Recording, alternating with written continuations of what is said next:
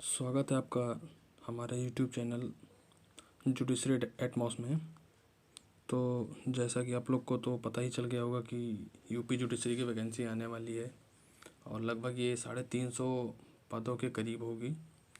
तो इसमें जीएस बहुत ही डिसाइडिंग फैक्टर होता है, जैसा कि हम सब लोग जानते हैं। तो यूपी वालों ने यूपी पब्लिक सर्विस कमीशन ने आजकल अपने एग्ज़ाम में करंट अफेयर से रिलेटेड और जीएस से रिलेटेड जो चीज़ें हैं बहुत ही अपडेट कर दी हैं, इसलिए हम लोग को भी अपडेट होना बहुत ज़रूरी हो गया है। तो इसी ज़रूरत को देखते ही एक सीरीज़ शुरू की गई है, खासकर जुडिशरी के लिए ही है। और जो आयोग जैसे अपडेट हुआ है उसी हिसाब से हम लोग भी अपडेट हो गए हैं। तो उसी हिसाब से हम लोग चल के आगे देखते हैं जो मोस्ट इम्पॉर्टेंट करंट अफेयर है जो आयोग पूछ सकता है, संभावना ज़्यादा है, उसकी सीरीज़ में चलाने जा रहा हूँ। तो उसी के अनुक्रम में ये वीडियो है। तो देखते हैं टॉपिक क्या क्या है इसमें। काजू वैली आर्द्र भूमि, ये है तमिलनाडु में। क्वेश्चन क्या पूछेगा, या तो फिर हमसे ये पूछ देगा काजू वैली वेटलैंड कहाँ पर है, तो ये है तमिलनाडु में। ये इंपॉर्टेंट नहीं है, 16वां है 17वां है, क्योंकि ये ज़्यादा डीपली हो जाएगा। ठीक है, बस इस समय इतना याद रखना कि ये तमिलनाडु सरकार द्वारा काजू वैली आर्द्र भूमि को अभी जल्दी ही पक्षी अभयारण्य घोषित किया गया है। ये तमिलनाडु में है। दूसरा टॉपिक हम लोग का क्या है, दूसरा टॉपिक ये है कि ये अंतर्राष्ट्रीय महत्व की मात्रा आर्द्र भूमि है। तीसरा क्या है इसमें, तीसरा जो है ये स्टैटिक और करंट दोनों बेस्ड है कि ये पुलिकट झील के बाद दक्षिण भारत की दूसरी सबसे बड़ी खारे पानी की झील है। ठीक है, अब हम लोग चलते हैं आगे। दूसरा हमारा टॉपिक क्या है, सत्यमंगलम बाघ अभयारण्य। तो सत्यमंगलम बाघ अभयारण्य है कहाँ, ये है हमारे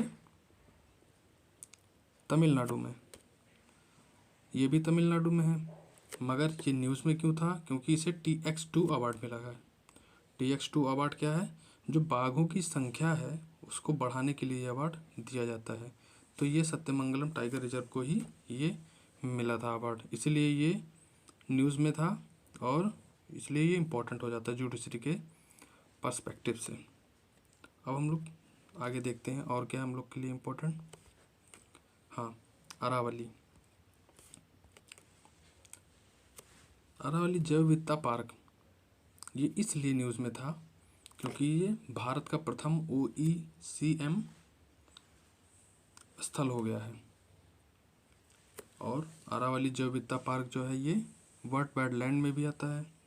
और अरावली हम लोग को पता है कि अरावली राजस्थान में है, गुजरात में भी है, हरियाणा में भी होकर जाता है। अरावली पर्वत श्रेणियाँ हैं।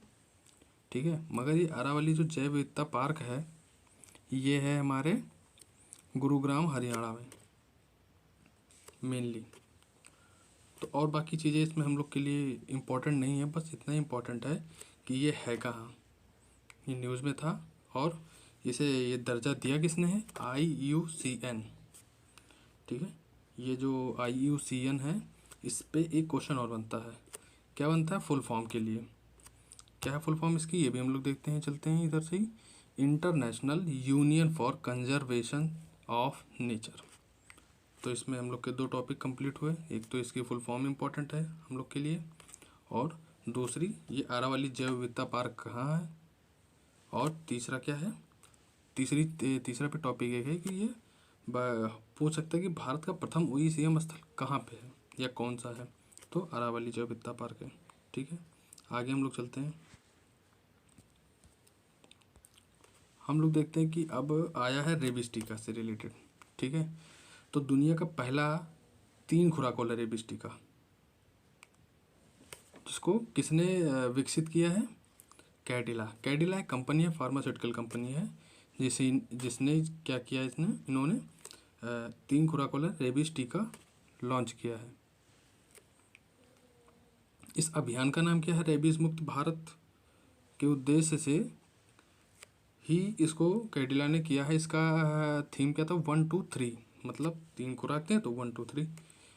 उसका वैक्सीन का नाम भी लोगों ने रखा है, लिखा है TH रेबीज। इसको हम लोग रेबीज बोल सकते हैं, या जो जैसा भी आप लोग ट्रिक अपना पाएँ, मगर ये मोस्ट इम्पॉर्टेंट है, हमें ये देखना है इसमें।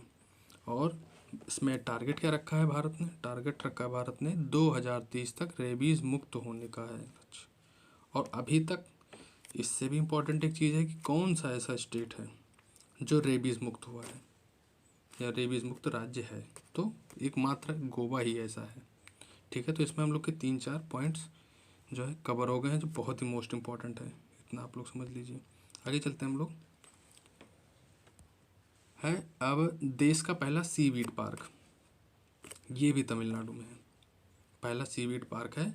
और सीवीड क्या है? इसमें मत्स्य पालन, पशुपालन और डेयरी में ये तीनों आते हैं इसमें, सीवीड। तो इस पार्क की स्थापना प्रधानमंत्री मत्स्य संपदा योजना के तहत की गई है।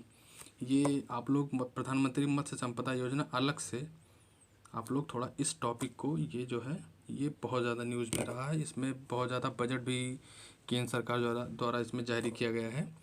तो ये बहुत इंपॉर्टेंट, इसको आप लोग ज़रा देख लीजिएगा। ये मैंने इसमें ऐड नहीं किया है, अभी ये दिख गया मुझे, हमने बता दिया। तो आप लोग जैसा देख रहे हैं कि तमिलनाडु आज मतलब अधिकतर न्यूज़ में तमिलनाडु ही छाया हुआ है। ठीक है, तो थोड़ा तमिलनाडु के गवर्नर, इसकी राजधानी, इसकी लैंग्वेज क्या है, ये सब हम लोग को देखना है। आप लोग भी देख लीजिएगा इसको। तो आगे चलते हैं, इसमें क्या है, ये क्या है? कार्बन तटस्थ कृषि, मतलब कार्बन न्यूट्रल एग्रीकल्चर। तो क्या है ये, क्या होता है भाई? टॉपिक बना सकता है, दो कथन और कारण दे सकता है इसमें, तो इसको समझ लेना है पहले। इसमें है क्या? इसका तात्पर्य है कृषि के दौरान होने वाले ग्रीन हाउस गैस के उत्सर्जन एवं अवशोषण के बीच संतुलन स्थापित करना, ताकि निवल शून्य की स्थिति उत्पन्न हो सके। ठीक है, ऐसा करने वाला केरल भारत का पहला राज्य बन गया है। हमारे 2 टॉपिक यहाँ से कंप्लीट होते हैं। यही दोनों इम्पॉर्टेंट है इसमें से, बाकी हमें ज़्यादा डीपली में जाने की ज़रूरत नहीं है। और ये बजट तो खैर बजट इम्पॉर्टेंट नहीं है कितने इसमें हुए हैं, क्योंकि ये अकेले केरल राज्य सरकार ने किया है, तो इतना इम्पोर्टेंट नहीं हम लोग कह सकते इसमें। लेकिन ये है, ये टॉपिक जो हम लोग का है, भारत में कुल ग्रीन हाउस गैस उत्सर्जन में कृषि एवं संबद्ध क्षेत्र का योगदान कितना है? 15% है। तो 3 दे सकता है, इसमें से कौन गलत है कौन सही है ये कर सकता है। तो इसमें हम लोग को ये 3-4 टॉप पॉइंट मिले हैं, ये इंपॉर्टेंट है इसमें। ठीक है, अब हम लोग आगे चलते हैं। हाँ, सबसे इम्पोर्टेंट एक चीज़ और आ गया है, बहुत बड़ा ये मिशन है, deep ocean mission. Deep ocean mission में हम लोग क्या देखेंगे कि इसे 5 साल के लिए जो है चरणबद्ध तरीके से लागू किया गया है। इसकी अनुमानित लागत भी आप लोग देख रहे हैं कितना है, इससे आप अंदाज़ा लगा सकते हैं कितना बड़ा मिशन है ये। और इसका जो पहला चरण है वो 3 वर्षों के लिए है, पहले 3 वर्षों के लिए इसको लागू किया जाएगा। और ये मल्टी मिनिस्ट्रियल और मल्टी डिसिप्लिनरी है, बहुमंत्रीय स्तरीय और बहुविषयक है कार्यक्रम। ये एक केंद्र की परियोजना है। ठीक है, इसका जो नोडल मंत्रालय है वो कौन सा है? पृथ्वी विज्ञान मंत्रालय है। ठीक है, और हम लोग ने क्या देखा कि इसमें, अच्छा इसमें होगा क्या?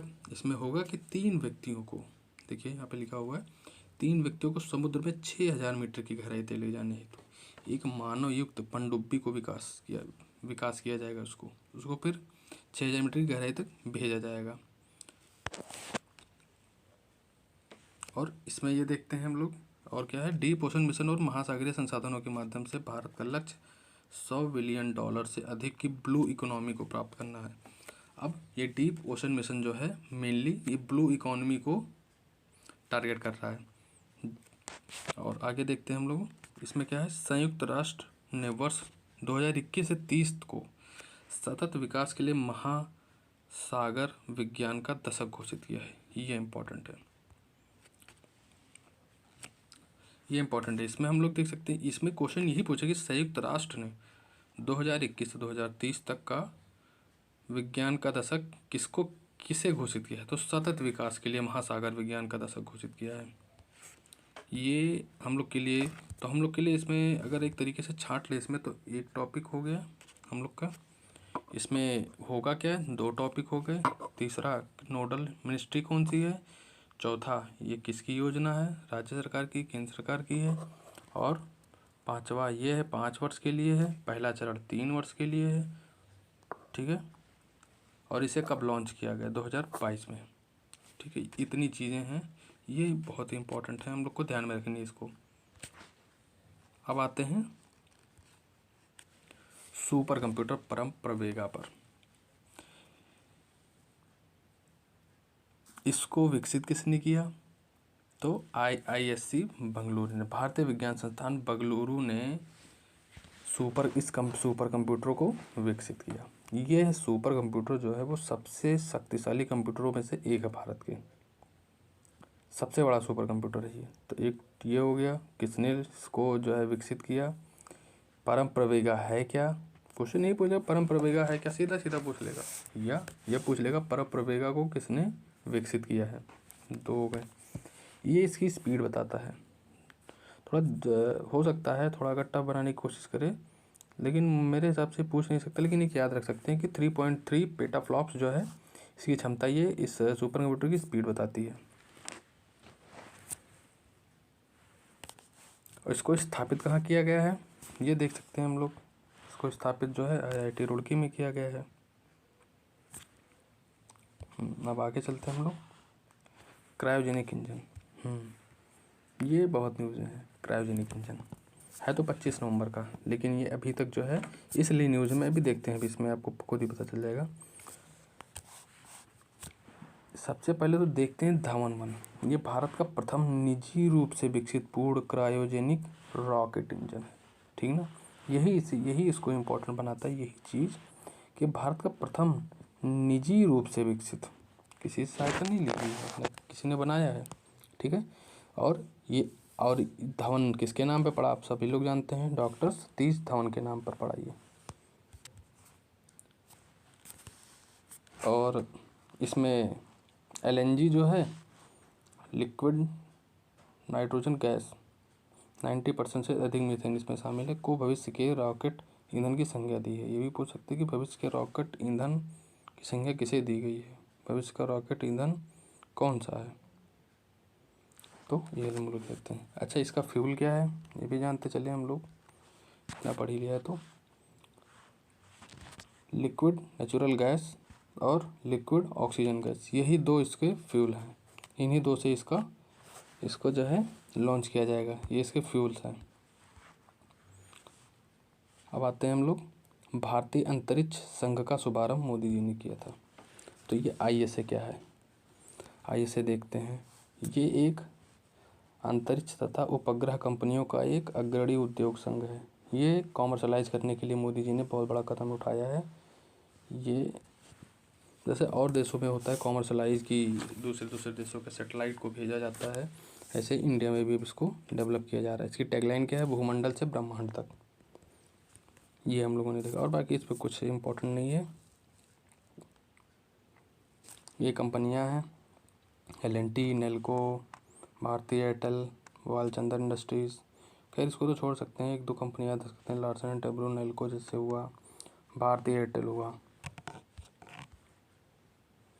तो इसको यहीं पर रोकते हैं, मिलते हैं अगले वीडियो में मोस्ट इम्पॉर्टेंट करंट अफेयर और GS के साथ में। जैसे जैसे मुझे टॉपिक्स मिलते जा रहे हैं आपको प्रोवाइड कराते जाएंगे। मिलते हैं नेक्स्ट वीडियो में। थैंक यू, सब्सक्राइब करें, लाइक करें।